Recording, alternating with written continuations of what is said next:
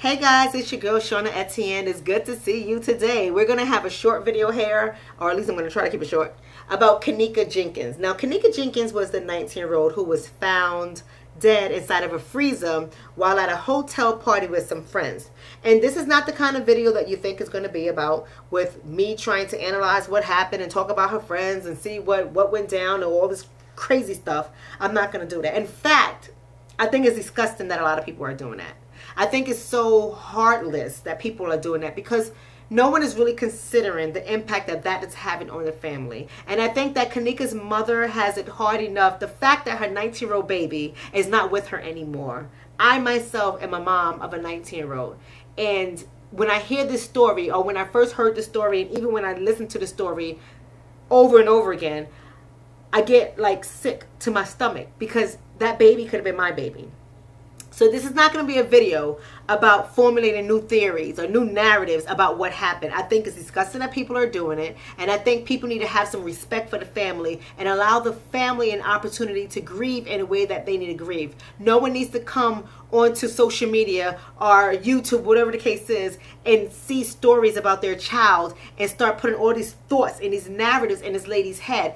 Allow this family to grieve the loss of this young girl and stop putting out stories about it. Stop being Facebook police officers and social media investigators. Stop doing that. Be respectful.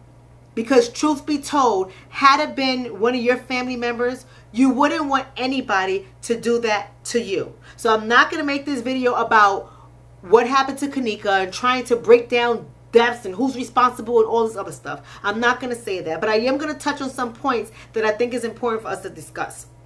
Number one, I've been staying all day yesterday and today on a computer researching this case because, again, I'm a mom of a 19-year-old and this case took me mentally by storm. So I started to research it. And when I think about it, and I think about all the nasty things that people are saying about what may have went down and all the stuff that they're saying about judging what they saw in the video from the drinking, the smoking, and they probably was on drugs, and these kids do this today and they do that today. All these things that were going on, I think that people need to knock it off. Knock it off. Because first of all, I was somebody who was I was kind of confused that they were in a hotel at a party. But when I spoke to my younger cousin, she helped me to see things from her perspective. You got to understand that these kids are not growing up in the era or the generation that we grew up. For people who are in their late 30s, 40s, 50s, we grew up a lot differently than many of these children. So for them to have parties in a hotel, like my cousin said, it's not abnormal. This is their cultural norm. And my cousin broke it down for me. She said, listen, you got to think about it. When we were 18, 19, 20 years old, we couldn't get into clubs. So we did parties in a hotel because somebody would get a discount in the room. And it's cheap. And everyone would bring the smokes, everyone would bring the drinks, whatever, the food, whatever, and just chill out there. And if you got too wasted, you'll crash there and you'll go home. And I had to be able to allow myself to sit on my world, meaning not bring my own thoughts into this conversation and listen to a younger person's perspective so that I can understand it. We got to start looking for understanding. We got to start thinking critically in these kind of situations. So what we saw on camera is not abnormal. This is what the kids do. This is their norm. And my cousin, I'm so happy that she helped me to see that, because back in the days when I was growing up, when you went to the hotel, things were going down, and not necessarily what you want to go down, because you might find yourself in an orgy situation or somebody might run a train on you. And that's how it was when we were growing up.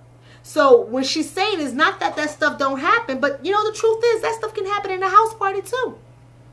And my cousin helped me to realize that it has nothing to do with this stuff not happening in a hotel, because that probably goes down too, but it's really more about the fact that this is their norm. This is how they grow up. This is what they're used to doing. So we can't just assume that what they were doing was outlandish and that they gotta be stopped. I'm not saying not to be upset. You could be upset, but take your anger out in the right areas. Not on trying to come up with stories and judging the friends and judging the family members. It makes no sense. Stop doing that. You want to be angry? Be angry at the police department with how they handled the mother's complaints. Be angry at the hotel with how they handled the whole situation. Those things are rightfully so that we should be angry about. But judging this family when this mother is going through enough, that is unacceptable. I want to talk about for a moment if whether or not we forgot what it was like to be young adults. We have to remember that we were once kids too, and we did crazy things just like what we saw in this video. So stop judging these kids based on what you saw in the video. The only difference between you, me, and these children is the older generations. We did not have smartphones. We didn't have Facebook. We didn't have YouTube, Instagram. So we weren't capturing our ratchet moments on video and then upstreaming it. So don't act like you're perfect because you never did anything like that. Of course you didn't do anything like that. You didn't have YouTube. Duh. That's what makes sense.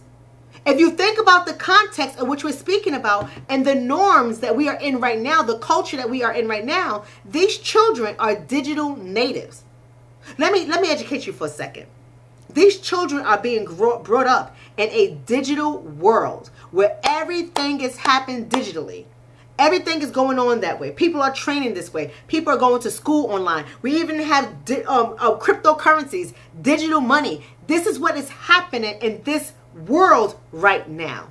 So don't make it seem like you didn't get wasted when you were that age. Don't make it seem like you weren't hanging out at parties where you shouldn't have been there. Don't make it seem that way, because you too could have been Kenneka Jenkins when you were younger. I know I could have. I know I could have. So I'm not going to sit down here and fix my lips to criticize what they were doing, because I too was once a young adult. And that could have been me. On to my next point. We have to really start to think about how we are raising our children, both our male children and our female children, how we're raising them to choose their friends wisely. Now, I don't know Kenneka Jenkins' friends and Irene Roberts and all of them. I don't know those friends. I don't know those friends. And I know that friends, peers, they can have a strong influence over our children. Or our children might have a strong influence over somebody else's child. Because don't forget, it goes both ways. See, a lot of us parents, we like to think that our children are innocent and that they won't do those kind of things. But children will be children, and it's age appropriate. Children will experiment. Children will test the borders and test the waters and see what they can get away with. Children will do that. So that's why when I say we got to start to raise our kids in such a way that we're scrutinizing their friends, because we know they're going to go out and explore anyway. But like I tell my daughter, if you're going to go out and explore, I want your friends to be ride or die. And I help my children to determine what is a ride or die girlfriend. See, because your ride or die girlfriend is not going to let you get intoxicated and just roam around the place. That's not going to happen. Your ride or die girlfriend is not going to let no dudes run trains on you or take advantage of you when you are in an inebriated state. It's not going to happen. See, ride or die girlfriends got your back no matter what. Because we were raised in a generation, in an era that says, if we leave together, we come home together. If you go to the bathroom, I go to the bathroom. If you go outside, I go outside. And if you say to me, nah, Shonna, it's cool, I got this, I come and I check on you. Just check on you, make sure you good. You good? You good? Make sure nobody's trying to take advantage of you. Because that's what we did in the era that I was growing up. In fact, they had a name for people like me. And it was called cock blocker. That's what they used to call girls like me. But that was okay. Because you weren't running a train on my girlfriend, and you weren't going to put my girlfriend in a precarious situation. And I know that I'm responsible for my sister, and she's responsible for me. So we leave together, we come home together. And that is how we were raised. And this was reinforced not only from my parents or my mom, but from aunties, uncles, grandmas, my girlfriend's parents, my girlfriend's cousins, sisters. This is how they reiterated it to us. Because we understand that peer influence is everything. Peer influence is everything. So when we're not conscious about the type of friends our children are keeping, we leave our children astray. It's like sheep without a shepherd. We lead them astray. And it is our responsibility to set that groundwork. But when I see people making assumptions that that did not happen, you're wrong. You're wrong in terms of having a mom. I saw comments about Kenneka's mother. You don't know her from a hole in a wall. You don't know her from a can of paint. She may have been that mother that was fully connected to her daughter. She may have been that mother that is allowing her 19-year-old to be 19 and explore, but at the same time teaching her these things. She may have been that mother, but you got to think about it. Kids lie to their parents. Kids are not always truthful to their parents. So we don't know what that story is looking like. I know there were times where I lied and said I was going to be one place and I was somewhere else. So I too at that age placed myself at risk of harm. But thank God that nothing happened to me.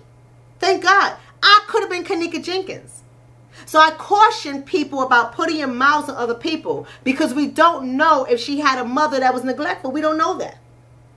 And we don't know what her friends' upbringings were. And we don't know any of that situation. The only thing I'm saying is we grew up in a different era. So when we're looking at this case, a lot of us are looking at this case through the lens in which we grew up. We grew up with our parents checking our friends. We grew up with a certain type of expectation when it came to our clothing. I know in my household we did.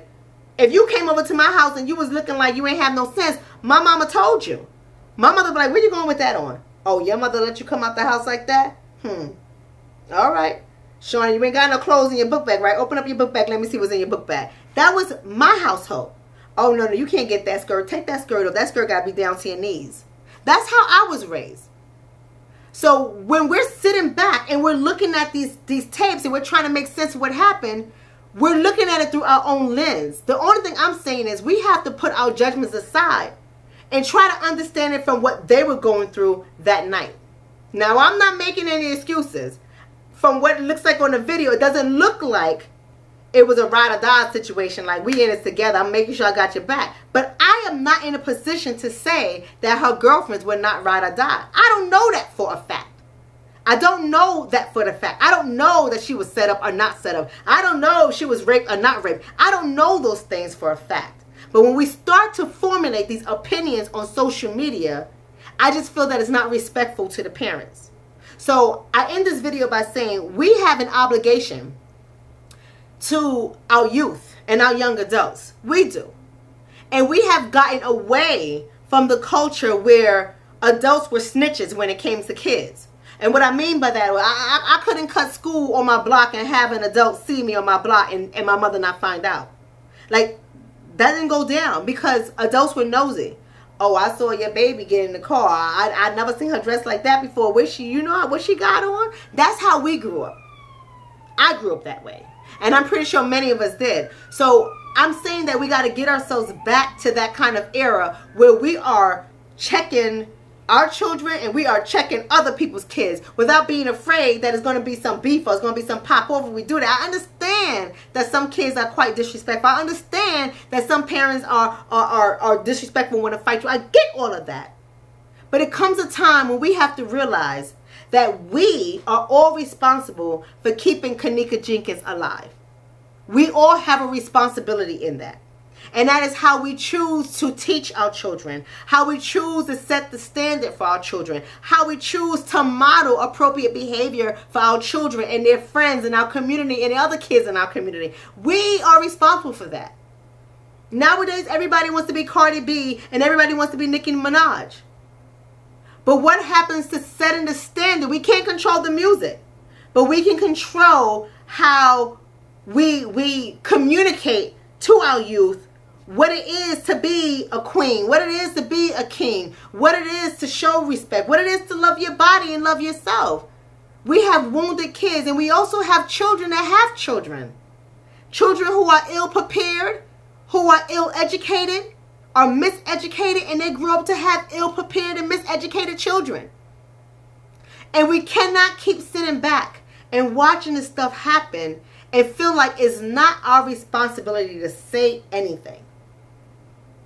So what happened to Kenneka Jenkins was preventable. It was preventable. There were so many things that we could have done a long time ago, not just that night, but a lot of things that we as society could do to keep people like Kenneka Jenkins alive.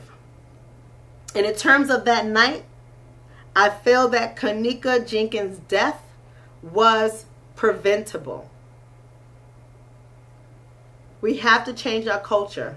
We have to change the direction that our youth are going.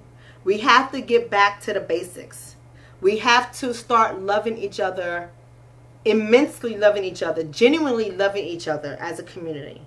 We have to take care of our own because no one else is going to do it.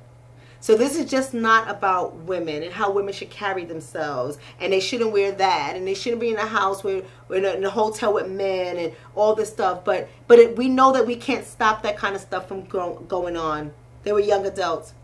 But we also need to be raising our boys to respect women. We also need to be raising our boys to protect women. We also need to be raising our boys to know that you have to set the standard. You have to set the standard. So just because somebody is loose or drunk or whatever the case is, it doesn't make it okay for you to take advantage of that. And we have to start raising our women, our female children, so that they can know that you have to set the standard.